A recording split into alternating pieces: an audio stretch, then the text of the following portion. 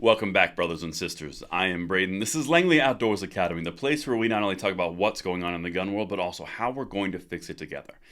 And the content that we're going to talk about this morning is a pretty consistent theme between gun control talking points in the United States and the newly elected socialist president who's going after gun registration and confiscation eventually in Brazil. It's interesting how these exact same talking points always align to the left side of the gun control argument and always with the exact same outcome. This is one of those videos you're going to want to send out because the parallels are quite obvious. Everything will be linked for reference if you guys want to share those as well, and I cannot wait to hear what you guys think in the comments field below. And if you are a new or a returning viewer, please consider hitting that like button, subscribing to the channel, and making sure you turn that notification bell on. We need as many people as we can to get into the fold with us to pass the blessing of the Second Amendment along to the next generation. And thank you so much in advance for your consideration. Now, my brothers and sisters, some backstory on this, because this is important. There's been a bit of a movement from the gun rights away from the gun control in Brazil. This is the backstory here. They had a president named Jair Bolsonaro. He had the audacious idea that gun rights for the citizens would curtail would curtail criminal activity in Brazil. It worked dramatically. In fact, the numbers were down double digits year over year after year.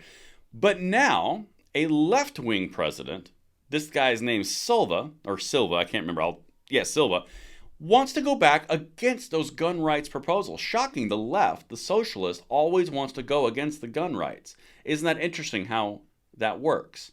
You correlate that to the United States, which we're going to in a second, and it's the exact same talking points, the exact same destination. But they're a little further, and I'm going to show you what they're saying. This is crucial to understand because the United States is not immune to this type of approach from the left here. The left in the United States is the same as the left in the rest of the world. This is a progressive approach that we've seen globally. Anyway, let me show you what they're doing. I got two articles that are sourced right down there. Again, listen to this and tell me what you guys think. Brazil's new left-wing president starts gun control push with countrywide gun registration. Now, the push is always the same. In order for the safety of the citizenry, in order to keep everyone fully safe, we need to know where every single gun is. Well, if you go through history, you know that anytime there's been a gun registration, there's going to be a shortly thereafter gun confiscation. That's what always happens. You cannot do the end goal of confiscation without the beginning step of registration. How do you get registration? Couch it in safety. We've seen it time and time again. But now, they kind of let the cat out of the bag here in a second. Listen to these quotes. Brazil's recently elected left-wing president Luiz Inácio Lula da Silva is pushing new gun control regulations on the country's gun owners, requiring all of them to register each of their firearms with the police. Now, this is interesting because in Brazil, this is a federal police force. Federal police force is something that's been pushed from the left here, too. Do you think all of these things are just coincidences? They are not. Let's continue. On January 1, which was Lula's first day in office, he issued a decree requiring gun owners to register their weapons with the federal police. The original deadline was delayed until May 3rd. The decree stated guns not registered by the deadline can be seized.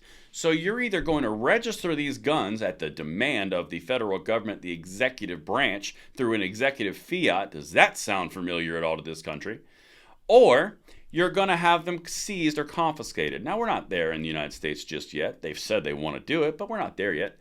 But the whole point here is you're going to either register them and tell us where they are, or you're going to lose them immediately.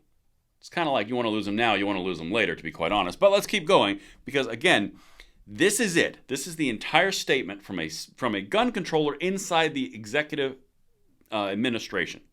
Quote, "We had sharp growth in firearm access, including restricted use weapons," Michel dos Ramos, who is leading the work group in charge of gun policy within the Justice Ministry, told the AP by phone, quote, this is the important part, in order to write any guidelines to restructure gun and ammunition policies and regulations, it is important we have a diagnosis of the situation of these weapons.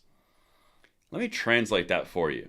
In order to push forward any type of gun control measure, we need to know how many, where, and exactly who has them.